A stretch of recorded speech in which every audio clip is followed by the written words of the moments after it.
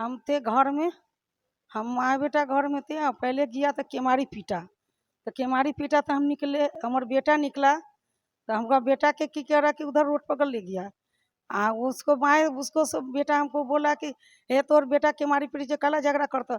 बस इतने पर की करे कि हम दूरी पर खड़ा थे, हमको बाँह चला दिया। बाँह चलाने के बाद में मगज फाड़ दिया, पैर फाड़ दिया और कमर पर मारा, गिरा दिया। और ओकरा बाद उ सब भाग चला। राधा देवी के बेटा और दीपक के बेटा, लड़का जो मारा था इसका नाम है करण।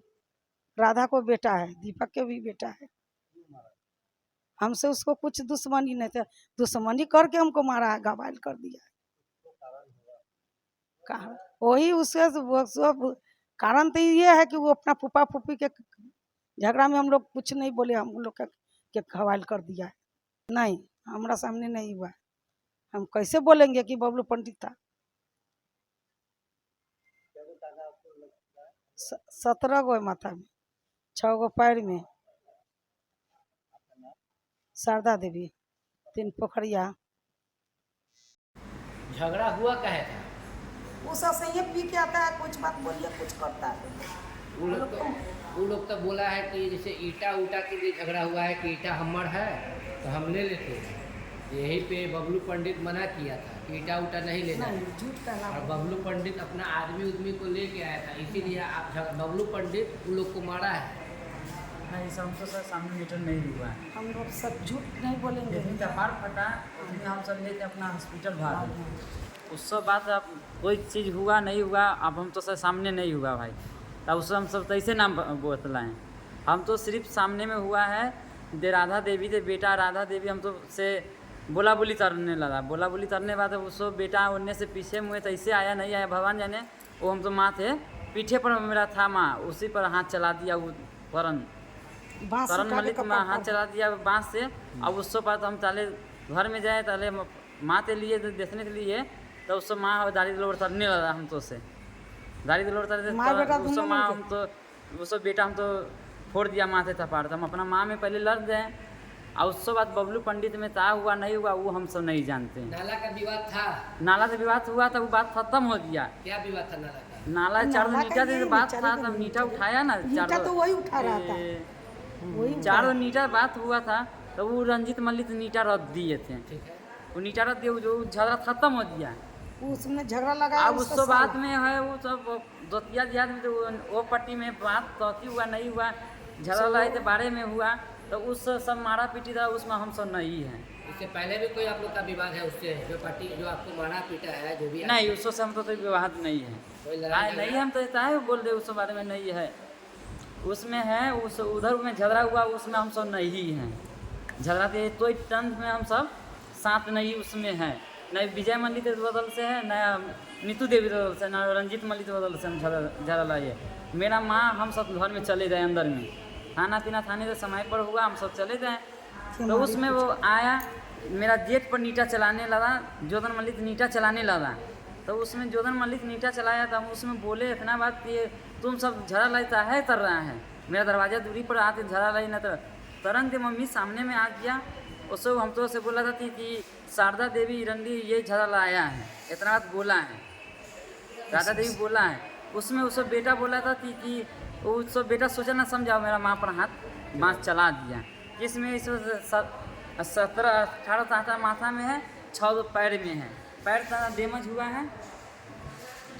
नहीं है तो इसको रिपोर्ट देख लीजिए। 6 पैर 6 तांता पैर में पैर डैमेज हुआ है। हम अल्ट्रासाउंड सब करवाए हुए हैं, पूरा पेपर मेरा तैयारी है। हम इसमें अभी तो तरवाई नहीं करे हैं, तरवाई करेंगे तो हम आज हम अपना पहले माँ से देखेंगे। हम तो तरवाई अभी नहीं करे हैं, तरवाई कर ले रहे थे तो 4 दिन 5 दिन से हॉस्पिटल में भर्ती करे हुए हैं, आईसीयू में रखे हुए थे, आईसीयू में से अभी निकाले हैं। तो उसमें तो तरवाई कर ले तो पुलिस दरोगा पहुँचबे करते, नहीं पहुँचे। हम तो तरवाई नहीं करे तो पहुँचे रहता है इससे। आपका नाम क्या है? मेरा नाम राहुल मल्लिक हुआ। घर? मेरा उम्र घर 3 पोखरिया हुआ। आपको भी कुछ बोलना है इसमें? मेरा पत्नी वो नहीं जानते, वो आप लोग कराइए ना। पे रह रहे हैं और हमेशा हर परिस्थिति में वो लोग किसी भी तरीके से अपने जीवन को संघर्ष के रूप में झेलते हुए वहाँ निवास करते आ रहे हैं।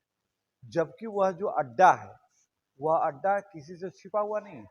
प्रशासन से भी यह बात छिपी हुई नहीं है कि वो जो तीन पोखरिया का जो इलाका है, वो किस तरीके से और कैसे लोगों के साथ वहाँ पर वो इलाका भयभीत है। क्योंकि हमेशा वहाँ पर कुछ न कुछ नशा करने वाले लोग कुछ न कुछ हंगामा खड़ा कर ही देते हैं।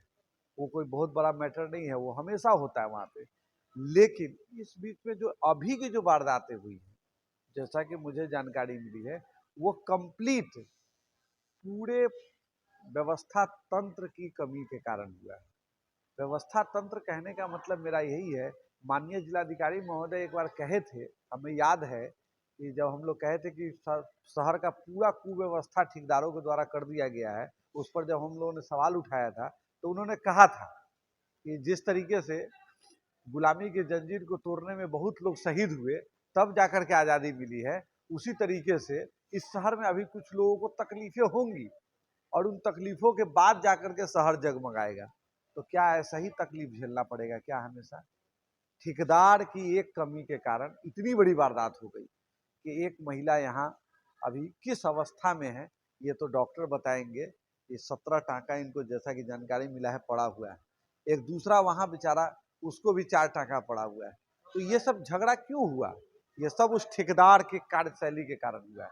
जिस ठेकेदार ने ईटा का, छड़ का, इस तरीके का बंदरबाट करने के लिए रोड पर छोड़ देता है कि गरीब उसको एक दूसरे को लूटने लगते हैं और गरीब उसी में लड़ने लगते हैं। क्योंकि गरीब तो गरीब है, उसको तो जो मिल जा रहा है वो समझ रहा है कि वो हमारे लिए बहुत बड़ी चीज है, उसके लिए उसका मूल्य बहुत बड़ा हो जाता है।